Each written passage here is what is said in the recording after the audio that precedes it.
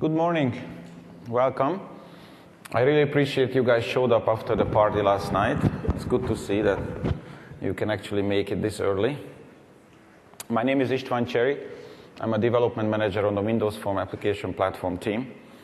And I'm going to walk you through today the architecture for the phone. Last time I talked in front of such a large cloud, actually I was talking about SQL Azure. I used to be a long-time SQL Server guy working in the engine, working in the scale-out. And before that, I was working on XML back then when it was not even fashionable yet to work on XML.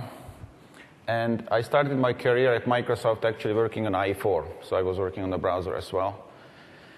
And the very beginning, I was actually a game developer. I used to write video games for the PC, Atari ST, even Commodore 64.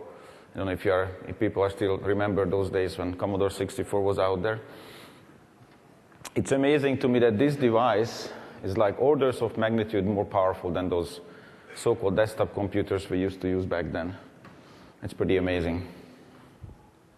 Anyway, I'm very excited to be here. I'm going to walk you through, give a little bit of a background, how we build an application platform, why did we make some of those choices we made, and hopefully you walk out from here with a better understanding of how to write useful and powerful applications for the end user. I'm going to start with reiterating some of the key points Joe already has made in his keynote, which is we are changing our game in Windows Phone 7 series. The end user comes first. And that has serious implications, not just on how the end user using the phone, on how the phone UI is working, but also how we design the application platform. And I will point out, as we go through the slides, of where we made certain choices to protect the end user experience and privacy, and make sure they have a first-class experience using Windows Phone 7 series. No platform can be successful nowadays without applications. Applications extend the platform, give agility, fosters innovation, and that's the way you developers can add functionality to the platform. Of course, again, why? For benefit the end user. So we created a brand new application platform, and by now you're probably familiar with how how the API is, what functionality you can provide. And finally, we created a new hardware foundation, which is an interesting combination between letting the OEMs, the hardware vendors, innovate, but at the same time provide a standard platform where we can create software and we can allow a large market for your applications to run on. So we changed the game, end user first, new application platform, and hardware foundation. These are the key points for the application platform and in Windows Phone 7 series in general. So as I said, we started brand new. We actually re-architected the platform from ground up by establishing a hardware foundation. On top of that, we built a software architecture, and I will walk you through the components of the software architecture, a modern OS. We built a brand new application platform and application model, again, to protect the end user's experience. We created a brand new UI, a new shell, a new page-based navigation model, and I'll walk you through the details of that. And of course, needless to say, we also need to have cloud integration, so we provide first-class integration to our own services. We build some new services as well. And of course, you can always interact with your existing or new web services as well using web-friendly standard APIs. So let's start with the hardware foundation. Well, here you see all the standard capabilities you can count on when you are using a Windows Phone 7 series phone. We have 2 screen resolutions, but only 2. And we'll make sure that even though screen sizes can vary, they're not going to vary that much that you have to change your UI based on the screen size. We are taking advantage of the latest silicon, CPU, GPU, hardware-accelerated codecs, DirectX 9 capable graphics acceleration GPU. You can see the memory, camera, sensors. So again, the key point here to take away from this slide is we are creating a hardware foundation that you have a uniform platform you can work on. The software architecture on top combined with the hardware foundation gives you a uniform platform across all devices. When you think about it, that's part of the reason why Windows platform became successful. It provides a standard hardware foundation, which combined with the software provides an amazing market for applications. So let's walk through the software architecture. Of course, as I mentioned, this is built on the hardware foundation. We created a brand new modernized OS. It's based on the C kernel, but it has virtual memory support, paging, security, networking, just like Windows. It's a modern OS. One of the key functionality we added also that when we are writing device drivers, it used to be a big issue that for OEMs had to do a lot of heavy lifting to interact with the hardware and write device drivers. We changed the game there as well. We are writing most of the device driver software. And so hardware vendors only need to write a very silicon-specific parts of the device drivers. And we write a lot of the software ourselves, which of course also helps us establish a common foundation across all devices. We created a brand new rich application model. By now you must have, you have seen all the APIs, all the capabilities, what we built. We created a new application model with a flexible packaging model, a service-based update and delivery model, licensing, and it interacts with the security of the kernel very well. It takes advantage of new security capabilities. We create a new UI model. It's a page-based UI model to take advantage of the form factor of the phone. The shell provides the first-class UI experience, of course, but it also provides orchestration across pages, and I'm going to walk you through how that works. The graphics is deeply integrated into the OS hardware stack. We use DirectX capable hardware, and we brought a brand new compositor, which lets us manage application, navigation, and transitions very easily. I already mentioned the cloud integration. Here you see some of the examples of our own services and some of the existing services we are integrating with. We are providing Windows Live ID-based authentication, integration with Bing, search, and maps, and we wrote our own services for location and notification. And last but not least, of course, is the application runtime. The application runtime is built on the proven CLR runtime, common language runtime. On top of that, we added 3 essential capabilities. One is a Silverlight UI, which gives you modern animation-based UI, and you have seen throughout the conference how that works. XNA for gaming foundation, 2D and 3D graphics, and content pipeline. And using the browser engine, we're actually giving capabilities to the web rendering engine. So one way to think about it, we have 3 rendering engines here. One for animation, modern UI-based Silverlight applications, gaming for hardware-accelerated 2D and 3D graphics, and for HTML rendering, we are using our IE engine. Oops, I'm going to go forward a little bit. Across the runtime, of course, there is the frameworks layer, which gives you your API, and this is the layer where we give you access and integration to the phone capabilities. This is how you access sensors. This is where we're providing you client APIs to access services and take advantage of that functionality. On top of that, this is where your UI app logic go. So let's talk about the app model next. First, I'm going to start with a couple of concepts. So what is an application? An application is a uniquely identifiable, licensable, and serviceable software product packaged up into a flexible deployment package. We call it a ZAP package. How does this package get on the phone? The application gets on the phone using deployment, which actually starts with you as a developer, develop the application, you submit it to the marketplace. There it goes through certification and ingestion. We check the code, we sign the code, we issue a license, and the end user can use then the services to download it and deploy it on the phone. And I'll talk more about the details of how this actually works.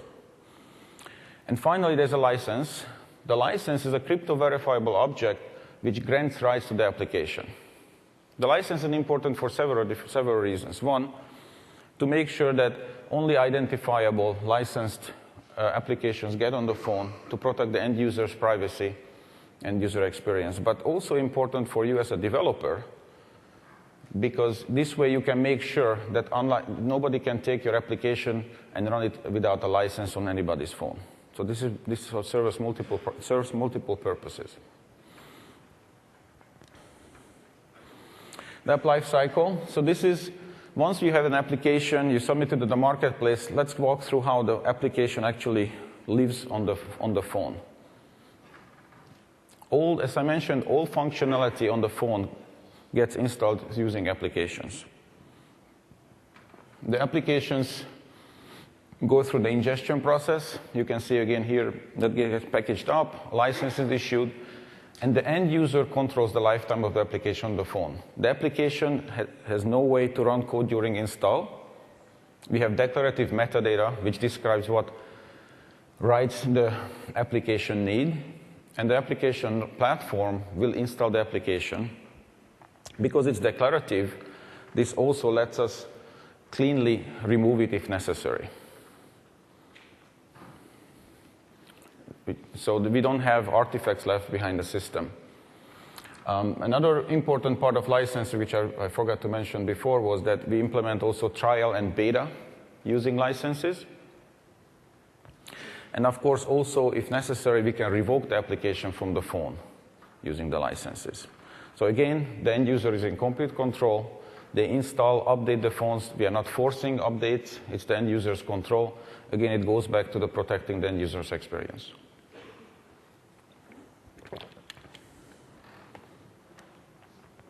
Now, once the application is on the phone, of course, the user can now launch it and execute it. The way we are executing applications, again, to protect the end user experience, is we are running them in complete isolation. The operating system provides isolation for these applications. We are running them in, you could say, traditional processes, but they run in isolation, again, for multiple reasons. One of them is that this way applications cannot cannot stamp on each other. We can make sure that they have enough resources to run. And the other one is, again, protecting the end user's privacy. An application cannot look at data for another application. The resource manager on the phone is also making sure that applications in the foreground get absolute priority and get priority to resources. This includes memory, CPU, and of course the UI, the user interact with it. Applications which are in the background, when they move to the background, and I'll walk you through how that works, will get less access to resources. And again, this is to make sure that the end user has perfectly responsive experience with the applications in the foreground. Now, when the application launched, we are actually launching it inside the host process. And this host process is using the CLI runtime, which I already showed you before, to actually execute the code. Again, the code is signed, licensed, and we always check before we execute the code that it's not tampered with, and still signed, and the license is valid. So the runtime execution will make sure, again, we are not running unauthorized code on the phone. In addition, the OS is making sure that the application can only access resources which was granted. Since the application is uniquely identified, during the deployment process, we are granting rights to the application, whether this is the data folder, the read-only install folder, or sensors, networking, etc., etc.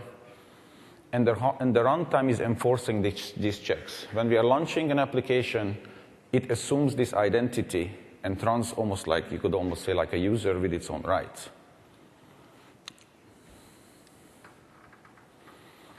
The frameworks which gives you access to capabilities of the phone.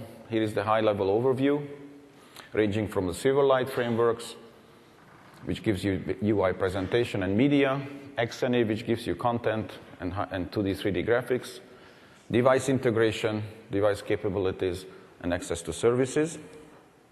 When we drill a little bit more, you can see on the top layer of the frameworks giving you access to the device phone-specific capabilities. This includes access to the device sensors, camera, navigation capabilities. You can see here the application frame, application page, integration with our services, push notification. The web browser control gives you access to HTML functionality and JavaScript functionality and so on and so forth. Below that, we have the different presentation layers, the Silverlight layer, XNA frameworks. And the end user accesses entry in the system, the application system, sorry, not the end user, the application entry point to the system is through the application object. Below that, there is the common base class library, which should be familiar to you if you are a .NET developer. You see all the basic standard functionality, which is, of course, available basically to all Microsoft platforms. Speaking of all Microsoft platforms, I wanted to show you how these application frameworks are running currently on a lot of our platforms. You can see a phone on the left. Of course, XNA and Silverlight is running on the desktop. XNA is running on Xbox. And even in the cloud, you have the .NET runtime and capabilities like the BCL. Now, why is this interesting? It's interesting because your investment, when you invest in learning our tools and learning our frameworks, you can reuse across the board. You can reuse it if you write a client service. You can reuse it if you write games for Xbox, and so on and so forth. As time goes by, more and more our capabilities will be available across the board of all Microsoft platforms. Let's move on to the UI model. Again, let's start with the concept. So what is an application from the UI point of view? From the UI point of view, an application is your UI, your user interface and logic presented to the user through a set of pages. A page is a single screen of UI with individual elements giving you to the interaction capabilities. And as the user navigates through these pages get organized into sessions. So one way to think about it, when the user is working with a Windows or experiencing the Windows Phone 7 series, the user is launching experiences and not necessarily applications.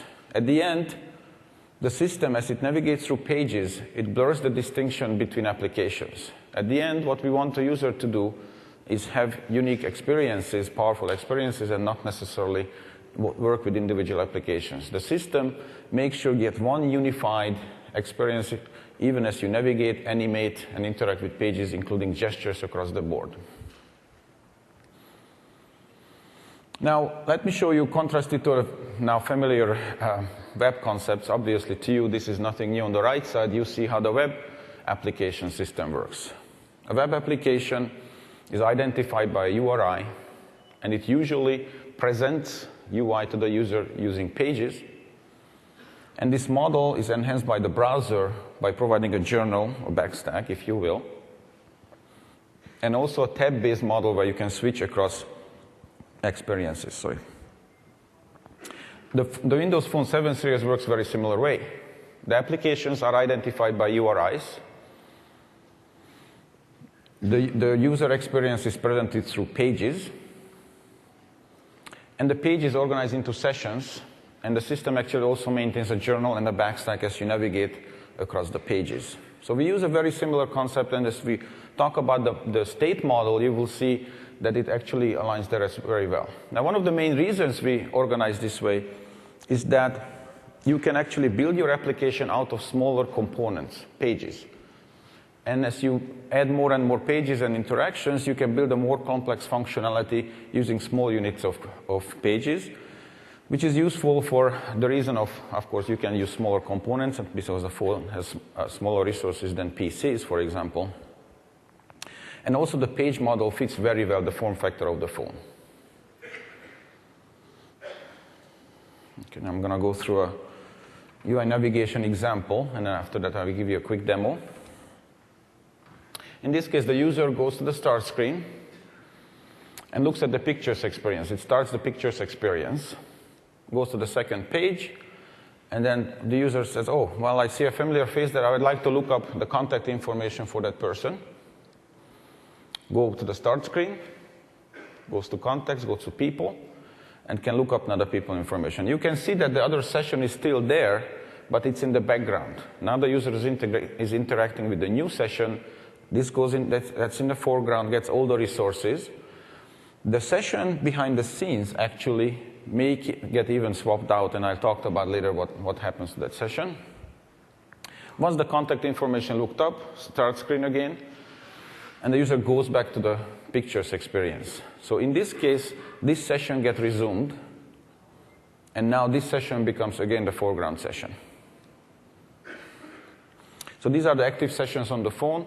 One of them is in the foreground. This is what the user is interacting with. The other one is in the background. Now the state management, the way this works is that for each page, we give each page the ability to put its state into the system. The system can remember that state on behalf of the page and the application, which means that even if we remove UI, which is basically ephemeral in the system, we can always remove the UI, retain the state, and the UI can be reconstructed from the state. So one way to think about it, we can virtualize the UI, just like a web, again, contrasting to the web experience, just like a cookie maintains a session state for you, and you can always resume it by going back to the service and say, okay, present the information again. Our system works very similarly. We can retain this state and resume the session and pages based on this state dynamically. So as you can see, the page state, which describes instance data, is retained in the shell frame. And the UI can be discarded when the session is paused or in the background. It's completely transparent for the user. The user doesn't have to worry about this. And this is arguably, you could call this almost like application virtualization. The UI gets abstracted out, will get discarded, but it can be always resurrected using the page state. This is kind of more of an example of looking at the state itself. These are the running applications. The memory usage is fairly high. We may get rid of that application from the background. We'll get rid of the UI state. You can see we have more memory. And when the user goes back and wants to interact with that experience again, we can rehydrate the page from the page state, and you can resume the application. So let me show you a quick demo of this live. So here I have a couple of managed applications. One of them is a weather application, so I'm going to click on the weather application, just first walk you through it. It's a very simple app. I don't have Las Vegas here because the weather here is absolutely uninteresting. It's always sunny, so there's no point. But Redmond is interesting. Of course, it's cloudy. I mean, that's obvious. I can go back to the start screen, go to a stocks application, a very simple stock application. I can drill into the detail. So this is, when I'm launching this application, this is the first page. When I drill into the detail, actually it creates a second page, which then I can interact with. So this is basically the basic experience I'm going to walk you through. Now, I'm going to turn on a little bit of more information here for you. Just one second. So now when we do this again, the system will display, using an overlay, will display the free memory and also the pages and sessions in the system. So let's start with weather again. You can see that you can see a session there. Let me try to zoom in a little bit. You can see the session and page there. And as I drill into the detail, you will see now I have 2 pages for that session. And you can see the XAML pages presented by the Silverlight presentation framework for the pages for this application. If I go to Start, I go to the stock application, you see suddenly there's a new session with 1 page. You can also see the memories dwindling down. If I drill into the detail, even more memory is used, so you can see. And as I navigate back, let's say, to the weather application,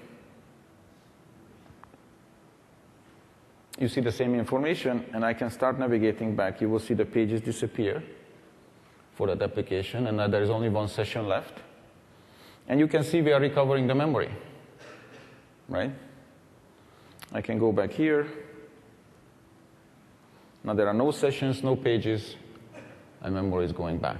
So this is how the system works. You can see how we can get rid of pages from the memory and recover it and basically provide virtualization of applications and pages using this mechanism. All right, so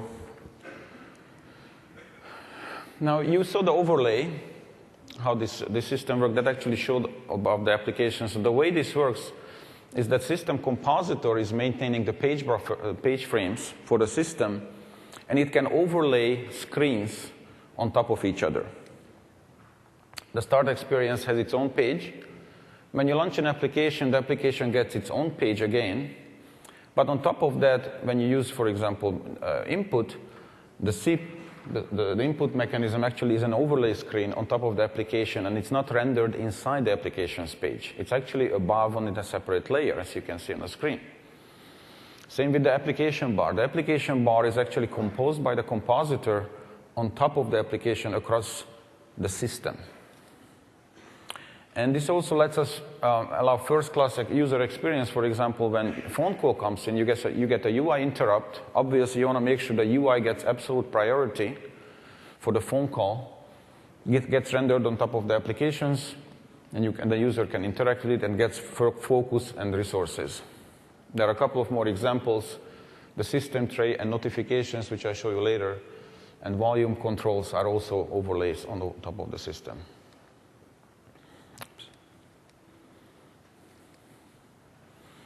So the shell frame composes OUI into a single screen. As you see, it's overlaid. It's centralized across applications, so we are not disturbing the application rendering code. And we have a system-wide Z-order to make sure we have the right functionality for the phone. So behind the scenes, these are the components, ranging from the window manager, graphics driver, the graphics system, and on top of that, the presentation layers. In my example, I used the Silverlight, but you can imagine the same way you could use XNA and other pages in the system. On top of that, there is your application and UI logic. So let's move on to the cloud integration. The phone is a very powerful and rich device, but of course the cloud is even more powerful. You get more functionality, you get scalability, it's always on, unlike your phone. And it basically has unlimited power. And the phone, as we know, has very limited power. So in order to provide more functionality and extend the phone functionality, we can take advantage of the cloud, which can provide additional functionality. Again, going through the concepts, for each of the services, when I'm going to talk about it, it's always the same theme, that we have some client-side services extending the phone's functionality on behalf of the cloud services. You access those local services, which are always running in the background. You can access these services using frameworks. And your application, of course, is built on top of your frameworks and can take advantage of this functionality.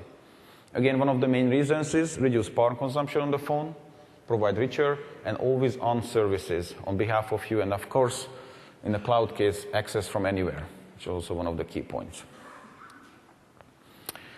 We have our own Microsoft services here. As I mentioned, we built 2 services specifically for the phone, the notification service and the location service. And we provide first-class integration with our Live, Windows Live, and Bing services as well. You can, of course, interact with existing web services like Facebook, and we have integration with that on the phone. And obviously, you can access your own web service, and you can extend the functionality of the phone that way. The location service is built basically using one of the main points here. You can take advantage of the built-in GPS, but we can also do assisted GPS using cell tower data or Wi-Fi data. And our location service in the cloud, integrating with the MIX service, can also provide geocoding and reverse geocoding for your addresses. Again, the location service is running in the phone. Based on the granularity you want, it can actually wake up the GPS system, or it may say if you don't need that kind of granularity, it can use Wi-Fi, or it can use cell tower-based information to preserve battery. And of course, also that actually gives you quicker information because GPS sometimes takes a long time to wake up and run. The architecture behind the scenes, we are using security. Accessing location information, of course, is one of those capabilities. The user has to grant to the application to make sure the application has access to your location and can present it somewhere else. We have assisted GPS, Wi-Fi, and radio-based access to the location service. On top of that, again, your app and UI logic, familiar pattern by now.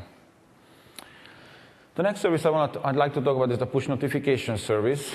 Peter talked about this yesterday. The basic idea with the push notification service is we would like to be able to send information to the phone even when your application is not running.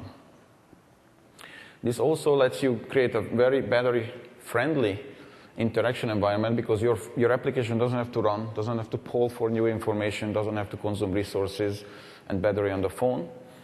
The basic way it works is that your application can register with our push notification service, then it receives a URI, which then your web companion service can send information to. You can use HTTP put or post to send information to this web service, from the web service to our notification service, and then the notification service will efficiently deliver it to the phone. It is actually free to use batching. It is free to delay the message if necessary to preserve power for the phone. For example, when our phone is low on resources, we will shut down the notification service to preserve power. And so basically the key point here is while we want to deliver the message, we may delay the message, we may batch the message, we may even drop messages. There is no guaranteed message delivery. This is for notifications only. So don't try to use it for an application when you absolutely have to rely on delivering a message. This is for notifications only.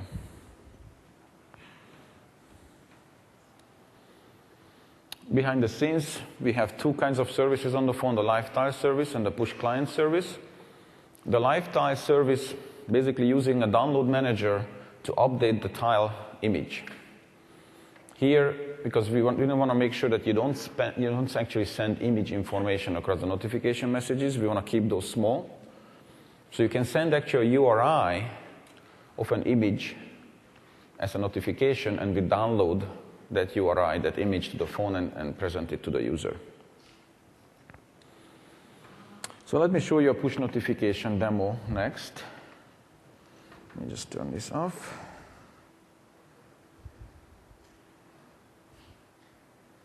Okay. All right, so here there is a standard Microsoft phone application. I'm starting from scratch, but I did add the references already necessary to interact with the push notification framework and the shell integration framework, so I'm going to use them here. So I'm going to say using Microsoft.phone.notification shell. And we're going to create a subscription here to the notification service. In order to do that, let me just pump out of this mode for a second. So I get the toolbox. I'm going to put in a button. I'm going to put a text box in here.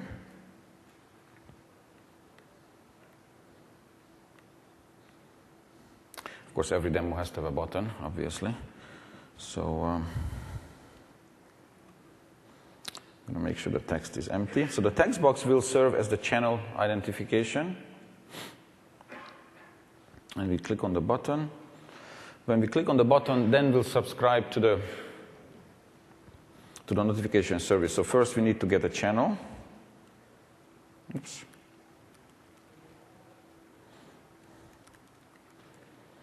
We create a new channel.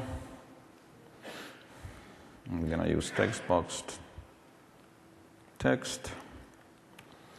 Then when we get actually the channel is registered with the service, we need to make sure that we get the URI back.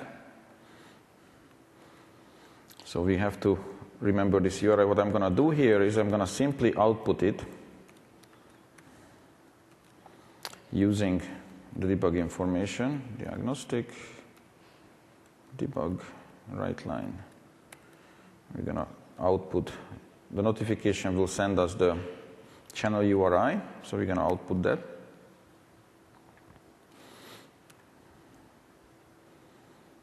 Okay. Actually, I need to put this in here.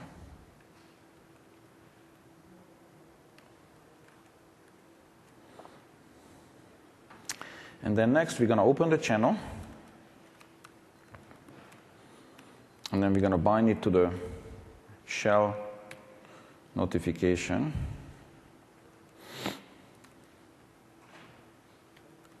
This will present a toast, a pop-up message to the user. And next, we're also going to bind it to the tile, in which case I need to create a new shell entry point.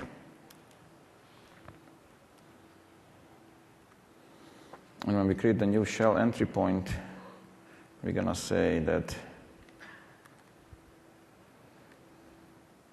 the remote image URI is equal to a new URI. Now, this is where we need to put the URI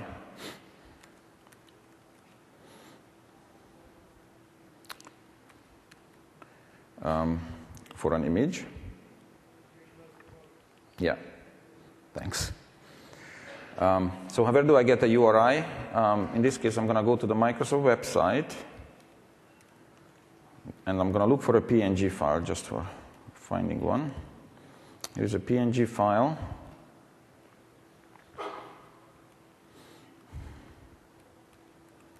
Find the other part. Yeah, this is easier here to get a bit from here. So we grab this URI, and this is the URI we want to push. This is the image we want to push to the service, so we're going to put this here. So this should do it. So let's see. Let's deploy this on the phone. So you can see it's deploying to the phone now. And I will show you the phone image in a second. I just want to show you what's going on here. We are now connected. We connected to the phone. We deployed. When we deploy the application from the debugger, actually it's going through the normal deploy step at the first time. It actually installs the application on the phone. In subsequent times, actually it only updates the files which need to be updated. Now here you see we are loading, launching the executable. You can see task host.exe. This is the host process I was talking about before. This is what is hosting actually the application code. Let's see what happens here in the image. There's the button.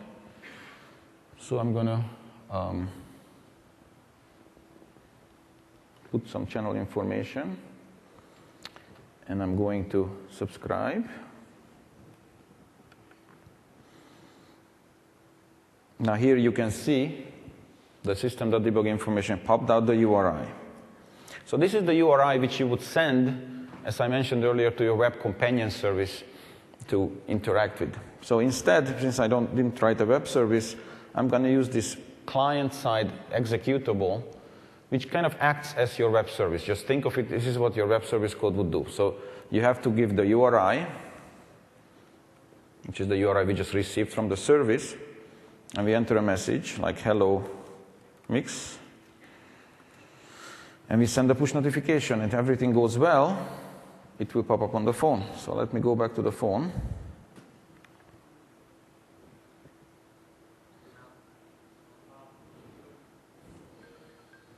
There it is. It arrived. So far, so good. Now let's go back to the... Thank you. The other part. Now I need to present this URI, which we grabbed from the Microsoft website, to it, to make sure that it's pushed to the phone. Oh, this is difficult here.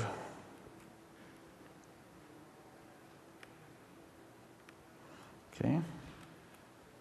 I go back here. Now I'm going to send a tile notification.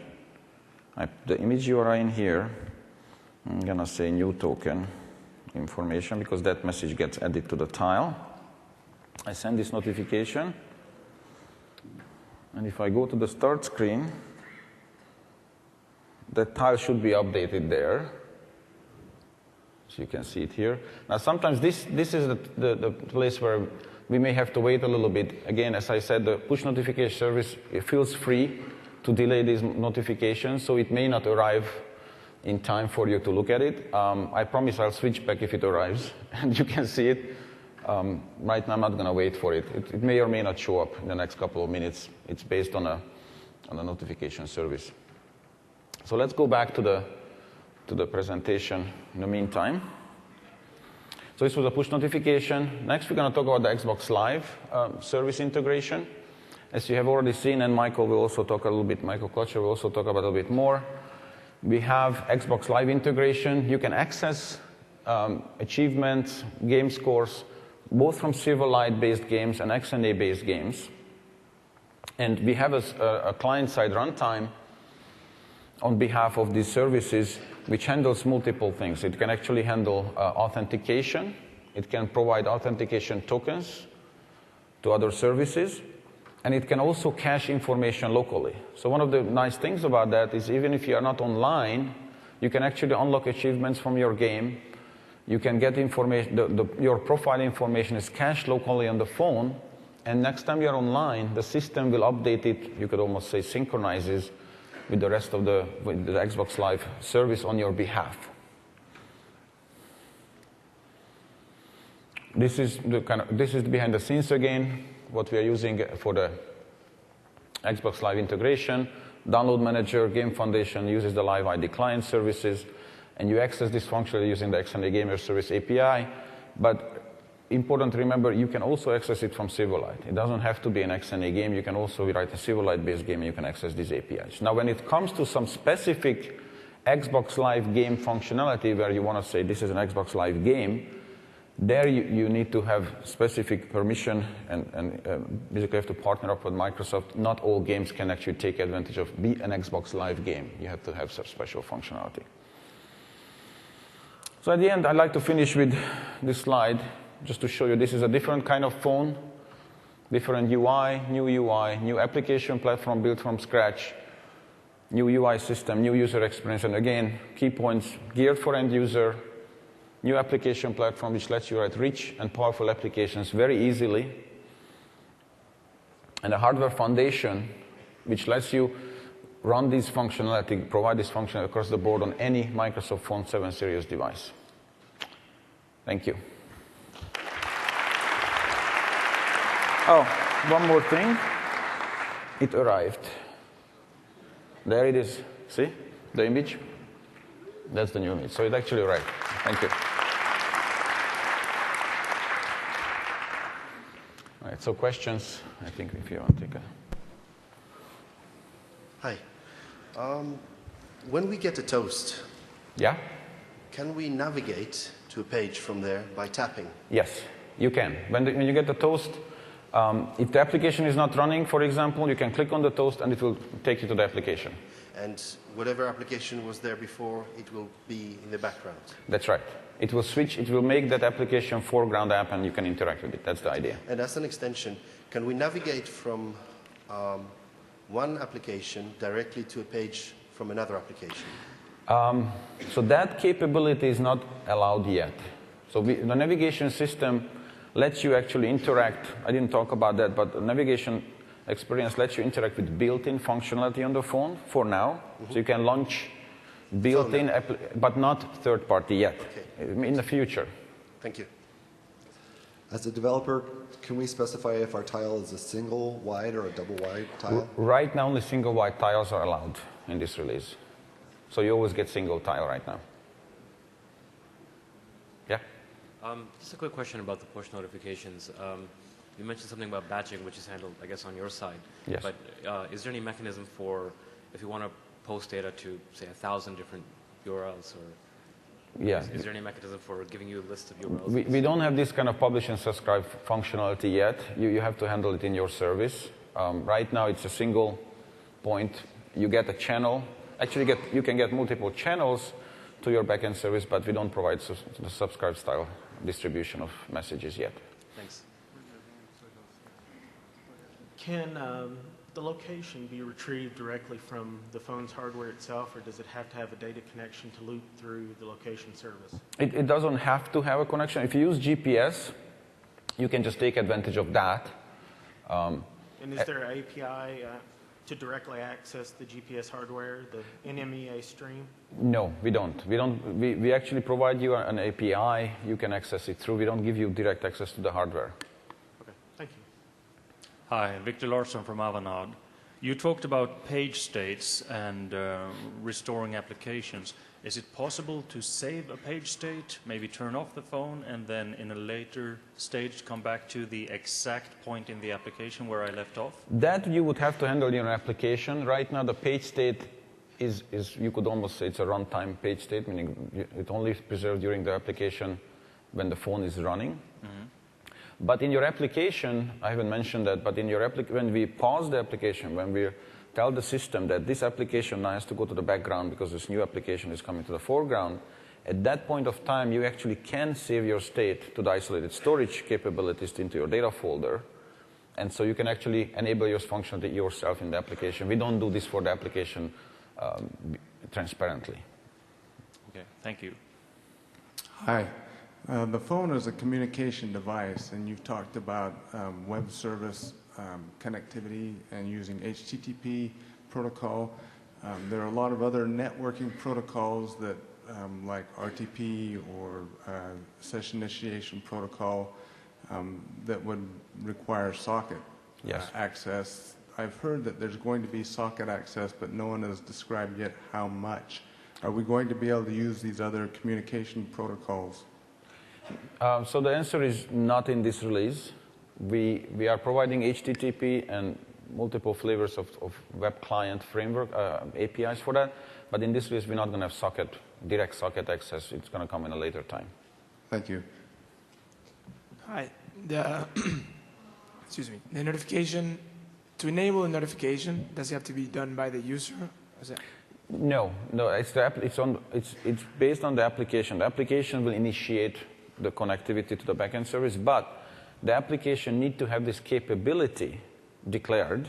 So when the user actually buys the application, user can see that this application actually is using notifications, and by deploying it on the phone, by buying it or trying it and putting it on the phone, you consent that it's okay for the application to use a notification service. But that has to be there, that has to be granted. Okay, and the debug that you show on the phone, are we going to have that? At a later time. Right now, this is an internal tool. Later time as in this release? Now, when you say debug, you mean the debug message or the overlay I was showing? The overlay. The overlay is not going to be shipping yet. Okay, thanks. In the session yesterday afternoon, they said you'd talk a little bit about background processing. Specifically, I have a need to have the phone report its location every 15 or 30 or 45 minutes.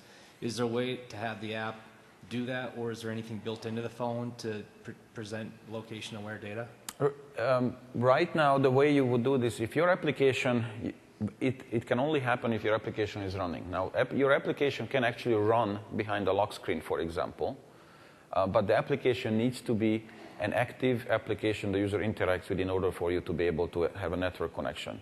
Once the application goes into the background, it basically goes to a suspended state. And again, the reason is that the foreground application gets all the resources and all the interactivity with the user. So the short answer is, no, we actually don't have a service yet which would give you, this is something we are considering for a later release.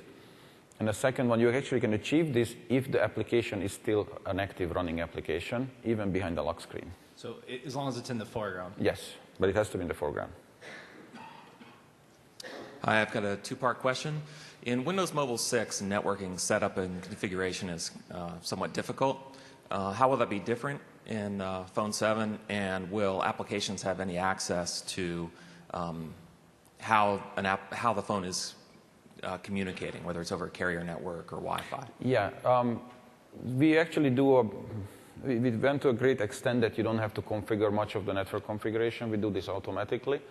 And the application gets a limited access in the sense that you can query, you can figure out, are you on Wi-Fi or are you on a GSM network, for example.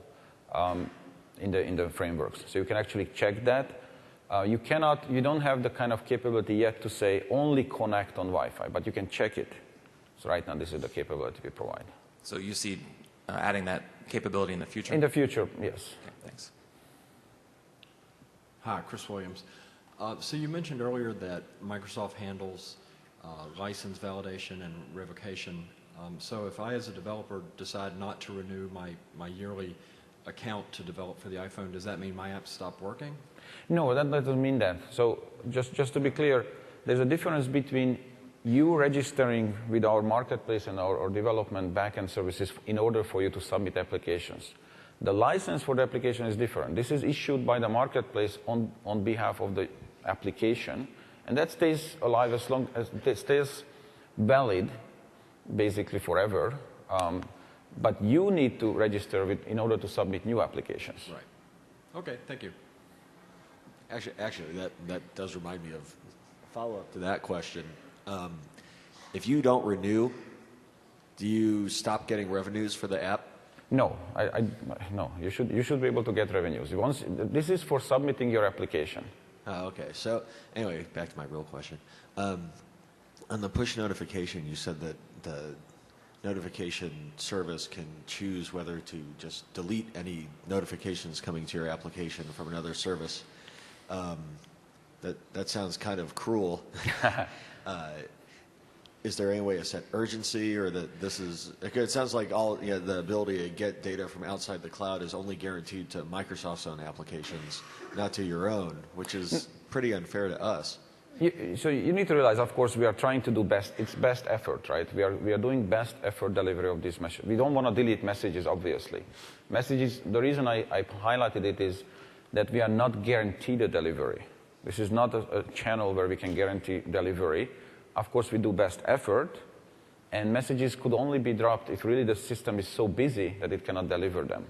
But we do best effort, and we are scaling out that service, actually, both geo way and the service way. Now that's going to be defined, like maybe what some of the rules are as to when a message would not be delivered, where you could know if you're going to build an application that relies on push notification, which seems to be the only way that you can kind of keep your app alive, that will have some semblance of an idea.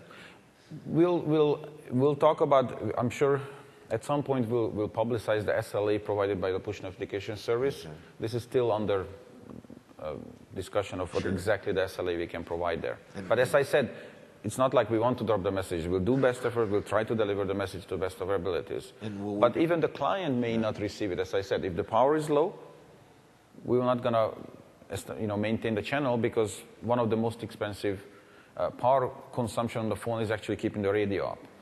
Okay. And now, will we be able to test, since we don't have devices, obviously, how are we going to go ahead and test that? Will that push tool be available where we could test notifications? The push tool is really nothing else but doing an HTTP request, so don't think it's something fancy. And you can actually test it even from the emulator. So you can actually, I demoed it on the device, but you can test and play with the push notification on the emulator which we shipped. Okay, and a yes or no question. If a user is playing a game and notification comes through, does the game suspend? The game can suspend when UI interrupt comes to the phone. We'll give an event to the application, whether it's a game or an app, and you can suspend the game. So you have a choice then, if you have a choice with an obscure comment. But notifications are not necessarily the class of UI interrupt. You may not actually suspend the game. Okay, thanks. Yeah, hi, good presentation. I have a question actually. If the phone is based on the Windows 7 operating system, what kind of firewall security to prevent the security hacks or breach? The security hacks? Mm-hmm. Well, I mean, we have the same, when you think about it, the networking stack on the phone is practically the same as on Windows. So you have the same capabilities, the same hardening, the same security measurements we actually took on Windows. The stack is pretty much the same. So the phone follows the same model? Yes, the same model. Thank you. Is there any mechanism in the OS for setting like a local timer? For example, if I have an app that's an egg timer, 10 minutes later I just wanted to tell me what's going on, but it's not running anymore. We don't have that yet. So right now you can, again, it only works if you are in the foreground. You can set timers and you can work, but only works yet if in the foreground. We don't provide a system timer yet, which you could just subscribe to and send you a notification. This is something we can consider in the future. If your application is running in the foreground and the phone goes to sleep or the screen goes to sleep as they do, is it still running? So if it's, for example, recording location information and sending that information, but the phone goes to sleep, can it continue to do its thing on a timer basis? Yes. So certain applications will get the capability to, when they provide functionality the user want to interact with, even behind the lock screen, as you said, they will have the ability to keep running.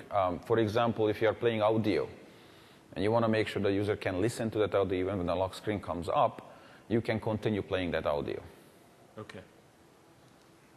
So we talked about Windows Live Services yesterday, and I'm assuming that the chat function for the phone will be a Windows Live Messenger kind of thing. My question is, how about OCS and other Windows Live services? Which will we see support for in the phone, and will we see OCS support? We are not ready to disclose when these services will be available, but we are definitely, I expect that we'll have some of those available, but we are not ready to talk about them yet. Okay, thank you. Sorry. My understanding is that Windows Live ID is actually logged in to be on the phone. I'm just wondering what information the application has access to about that user so they can identify him to services. Yeah, we are actually not, we are only giving access to what we call an anonymous live ID for advertisement, for ad reasons. We are not letting applications access to the user live ID yet on the phone. So that is used by internal applications and services. That live ID information is not exposed to the applications yet, the third-party applications yet. So there's no unique ID that you could send to a service to say you know who it is? Well, there is a device ID you will be able to get to, but not your user live ID. But there will be a device unique ID you can actually get access to and send it to services. Is that being considered to be changed? I mean, like games and stuff, you need to know who the user is, who the live ID is. Yeah, we are definitely thinking about to give you access, but right now it's not available. Howdy, this whole web app thing is great, very cool. Is there ever going to be a way to install and run a real program, like in Windows Mobile? Sorry, could you clarify what you mean by a real program? C++ code compiled to exe for Win32? Yeah, not at the moment. We are not, as I said, the main reason we choose this architecture is to protect the end user. I mean, as you know from C++, you have much more chances of doing something which would not benefit the user. And so we are making sure that in this release right now, we only produce managed code. It's all CLS verifiable. We are actually looking at the code at ingestion time. We cannot do that with C++ code. So for now, there is no C++. So that's this release? How In about this release. ever in Windows Phone series? We are not ready to discuss those yet, sorry. All right. Thanks. A couple of other questions about notifications. You mentioned that basically you register for a URI. Is that URI going to be consistent for your application on that phone for that user every time you call it? Yes, we are actually persisting that URI, and we are making sure that the backend service, whether there's a backend service interruption or your phone comes back, that you can use the same URI, so you don't have to. Otherwise, you would have to run your application again to reconnect. So we make sure that it doesn't get interrupted. Okay, and then understand that in this release, there's no way to force your application into the foreground when a notification comes in, or even in the background. Is there a way to do that on the roadmap? Is there a way to have the application respond either with or without UI and be able to process the information that you have gotten? Well, we are, so just to answer your question, let me just clarify one thing. Of course, the user can choose to, let's say you sent a toast notification, the user can choose to click on it and But that's if they're looking at the screen at that time. That's right. So right now there is no way for an application, if it's not running, or to automatically force itself into the foreground. We may consider it in the future, but I have to say that I'm pretty wary of this kind of where application wants to come into the foreground. We really like to make sure the end user is absolute control of this, and we don't want some random behavior, because the problem is, how do you validate that the application will do the right thing? So we are erring right now on the cautious side and saying, no, we are protecting the end user experience. We want to make sure it's absolutely first class. And so right now we are not allowing this. And we'll see in the future, but I am not sure it's a good idea, actually. More importantly is to be able to process that information in the background in case you need to respond to a service. Right. So having a service, for example, being able to record these and present to the application later is absolutely makes sense to me. So we'll think about it in the future. Right now it's not there yet, but something like a download manager where it could download information in the background for you, which the application can access later, that is definitely something we are thinking about. But again, you need something to be able, whether it's a cron process or something like that, to be able to kick your code so that it can actually process That's right. it. That's right. In the future, we are thinking about that, definitely. Okay, thank you. Can I download DLLs into the application domain at runtime? No, you cannot. So as I mentioned, the application is ingested during ingestion, when the developer submits it to the marketplace. We look at it and we sign it, and only signed code can execute. And right now, we're not letting other signed code come to the phone. Only the deployment process can put signed code on the phone. Now you can imagine in the future, you could say signed code can come from somewhere else. But again, the reason why we are doing this is that the end user knows where the application, the functionality came from. So right now the answer is no, you cannot load other code. It has to be signed code deployed by us. Hi, 3 questions. Are that API to lock the device, B, wipe the device, basically restore the factory settings, and then 3 is to get the, if the phone is in airplane mode or whatever. What was the second question about the airplane mode? The second question is... whether the application can set that, or? No, so the first question is that API to lock the device? No, you cannot lock the phone from your application. No, I cannot. No. Okay. So can I wipe, basically? No. It's again, the end user can wipe it. An application cannot. Yeah, the point is like, if I lose my device here and right. I So, have... So that's that. For that, we have a service, which I haven't talked about it. I think it was covered, hopefully, in other talks, that you can find your phone and you can wipe your phone remotely. That is a service we are providing on every Windows Phone 7 series, but that's not application control. That's a service and built-in functionality in a phone we are providing to lock your phone and wipe your phone in that case. So can my server actually trigger that? Like, so basically, if I figure out that, hey, my device is lost, and if I have a server component, can I tell the server to, hey, remotely wipe the device? No, not yet. So what service is that? Could you tell me? It's the My Phone, the Windows Live My Phone service. You can, as a user, as your phone, you can go there, you can register with your Live ID, and now you can find your phone, which of course you have to set up with your Live ID, and you can wipe your phone. But only you as a user can do this. Oh, okay. So the third question was, can I detect if the network is down or if the phone is set in airplane mode? You can definitely get the network status. That's what I mentioned before. We have some integration with the connection manager on the phone, which is aware of the network status.